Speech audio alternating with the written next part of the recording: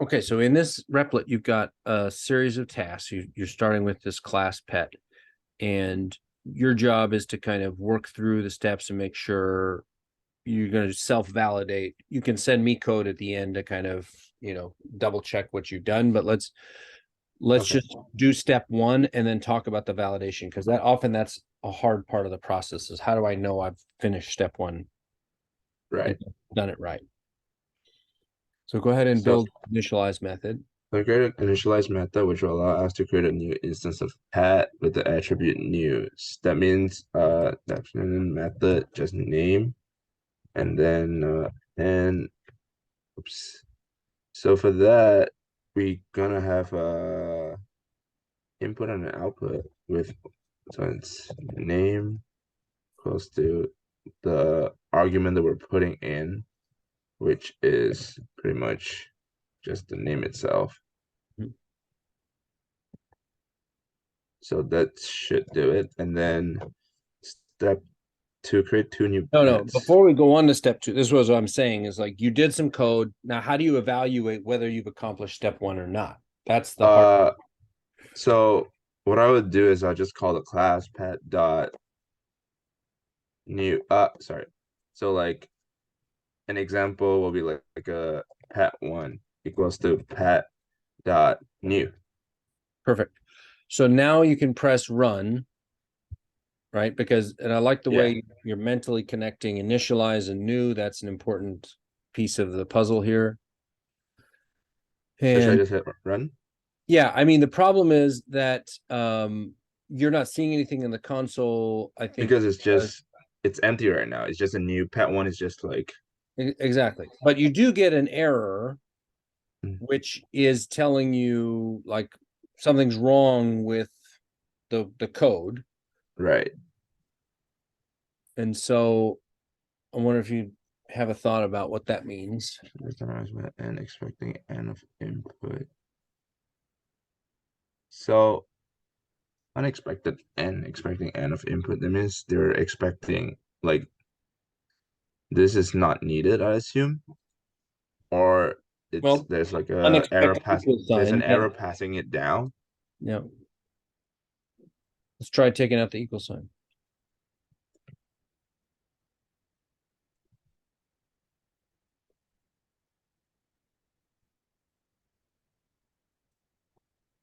There we go. It's working fine now.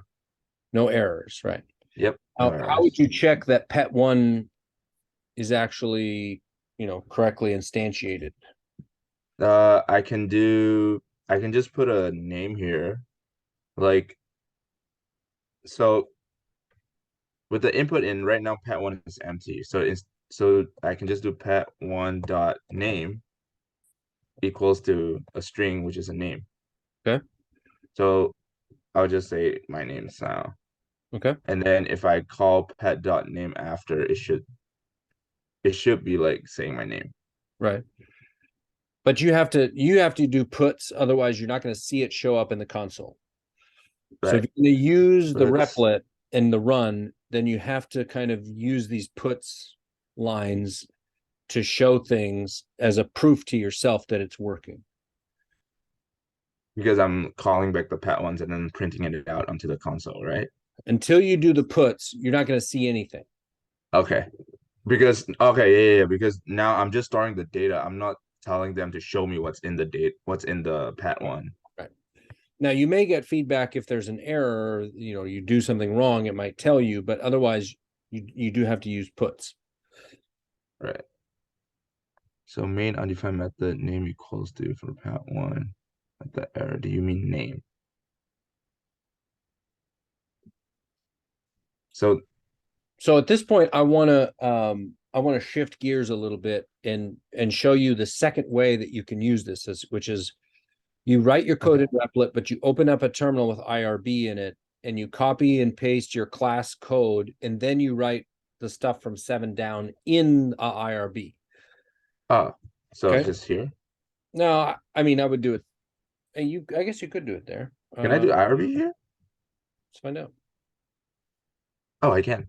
Yeah. So then you can copy 1 through 5 into your IRB, All right. 1 through 5. Oh, yeah. Because even though we're supposedly in this same kind of shell, it doesn't know about the class pet. Ooh. Do I have to type that? Oh, it's not allowing you to paste. I'm not, yeah, I can't Yeah, like, so that's why I was saying go to a terminal. So if you just open up Ubuntu, ooh. yeah. Let me show you the terminal thing. Okay. So open up your Ubuntu terminal. It's gonna take a while. To like load it up. Yep.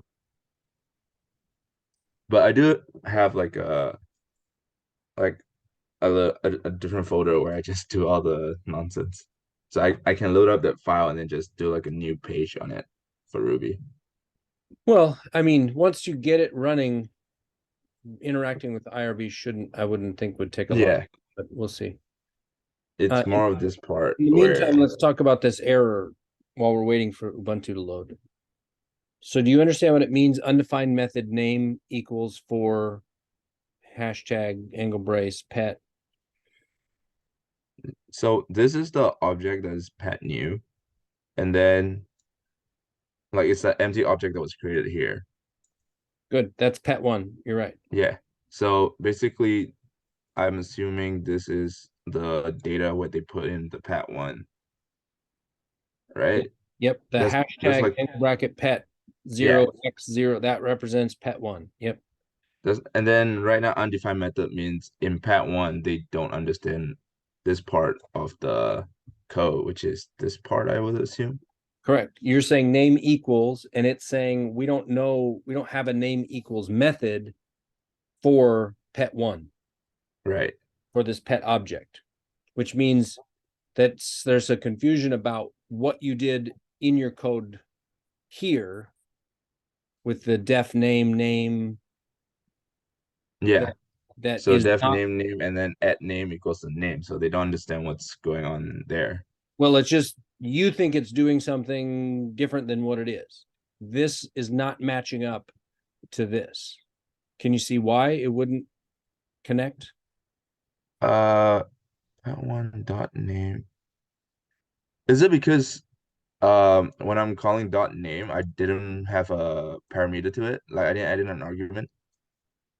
Well, that's an issue, but we would see a different error. We'd see an argument error. It's the hint Oh, right here. There's no equal sign after name. And originally you did put an equal sign, but you put a space between name and the equal sign. yeah. And So I should just right, it didn't understand that. It thought that you were like doing something else. If you want this to be your name equals method, then you need to put the equal sign right there. just like that. Right. Which Ooh, is interesting that it just rewrote that code for you. at name equals to sound. But hold on a second. Did you notice Wait, that? why did it change to I mean that was crazy.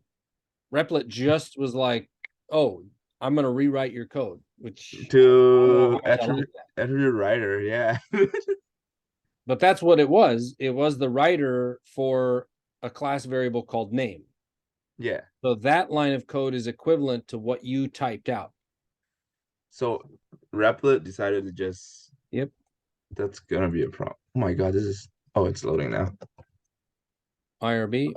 Yeah. Just type IRB. It doesn't matter. Here. Do it anywhere.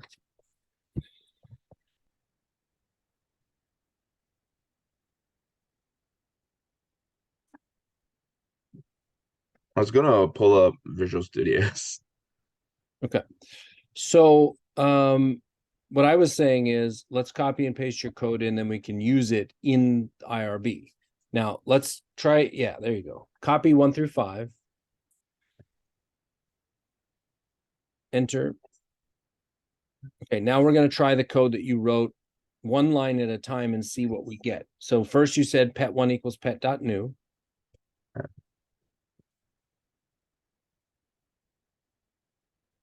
Okay. And that line of code works. And Yep. you got this pet object back, and it's saved under the variable pet1. So if you write pet1 and you press enter, it'll give you that same object back. Right. Right. Because it's saved in memory. All right. Yes. And then your next line of code was line 8. So copy pet1.name or just type it out. And this time there's no error because Yeah, it's accepting it.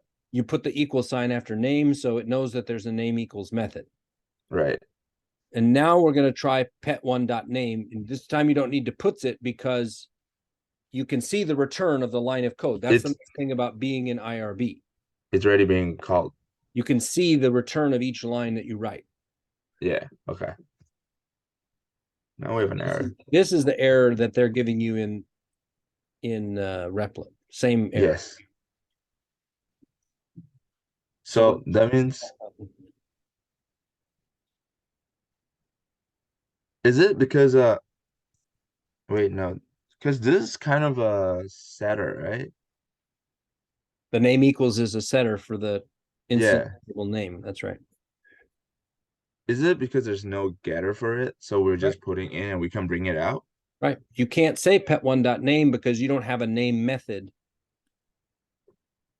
Yeah, we have a name, like a method name equals to name. We don't have like a just name. You have a name equals method. You have no name method. Yeah. Oh. So go ahead and type exit. And then we can come back to IRB and use it more if you want later. But let me just point out that there's a little misunderstanding here about step 1. You're supposed to write your own initialize method. Now, you don't have to write an initialize method. Technically, it's provided for you, and you can tell because you did not write one, but you used pet.new and it worked. Right.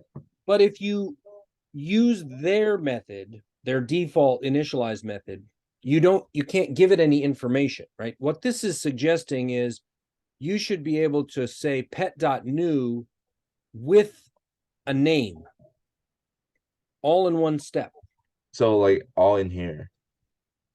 Yes, pet.new parentheses, and then you give it its name. And if you tried that, you're going to get an error. No, this would be a specific name, not the variable name, but like just some string, which is the name of your pet. Exactly. Now, if you press the run button again, we're not going to get this error. We're going to get a new error because it's going to tell us, hey, that's not your initialize method. You don't have one argument set up. You gave me an argument, but I expected no arguments because I'm using my default initialize method, and all that does is to create a new pet. Oh. So we got to back up. You can keep your code, the name equals code, but let's put at the top of your class your own initialize method that takes in an argument so that you can declare a new pet and give it a name. So step here. Sure. Initialize. And then I should do initialize. It takes in an argument. Wouldn't it still be kind of the same as this? Very similar, yeah. Where it takes in an argument of name, and then here I'm just gonna do the name equals the name. At name equals name, right? Yeah. Yes, that's the basic structure. It's not initialize equals. Oh, because here I'm not even doing the equals. Initialize is the new method, and we're just saying expect an argument. Okay. Now, the thing I don't like about the Replit view is if you go down to line 13 and just put a new line and you do puts pet1, you'll only see the object representation and you won't see any attributes that it has. Go ahead and do run so you can see what I mean. Oh, okay. So you see that the pet is there, but you don't see that the pet has a name. It doesn't show what's in the pet. It just shows there's the object. There's the object, right? But if you go to IRB, let's copy 1 through 10. and go back to IRB. Now you're gonna have to set up a new terminal. Yep, good. Paste it in, enter pet1 equals pet.new song. And what you'll see is that you get to see the attribute name in the pet object when you use IRB. Can I just call Pat one? Or do I do puts Pat one? Well, you don't have to now because remember in IRB, Yeah. you see the return of the line. So you don't have to do the puts. So It this is shows the why I like entire. IRB, but it's annoying because every time you make a change, you have to exit IRB, go back in, copy and paste your new class. Right. But I do like this about IRB. Because it shows everything that's in the object itself. Yep. And you don't have to keep remembering to say puts because you get to see what happens and you can just kind of go one step at a time. Okay. So at this point, I would say you have accomplished step one because Right. step one was you're going to write in a new initialize method. It's going to allow us to create a new instance of pet. We can do that and we can see it has an attribute of name. So now you're ready to move on to step two. And this is what's challenging about doing this on your own, right? Is it may be hard for you to determine if I've finished this or not correctly. I mean, you should be able to see because you got some errors and you were kind of wrestling with things, but you may not be understanding what the actual problem is. So anyway, I think that the only thing I would change that I don't really like about this practice is in step three. I would split that into two or three parts. When I walk through this with people, I will, give them some very specific steps to get to that. And I don't like the way it's kind of rolled in to one thing. So what I would say is let's jump off. Go ahead and try to do. Oh, there's actually two step twos. There's two step threes. Yeah. Yeah. So well, actually, that's going to be step five because 18. All right. Because you're trying to split it into two. Right. So do step 2, 3, 4. And then when you get to step 5, let me know where you are and whether you're stuck or how it's going. And then I want to talk about step 5 and kind of clarify the task. Okay. Sound good? Yep. All right, man. Thanks for letting me record this.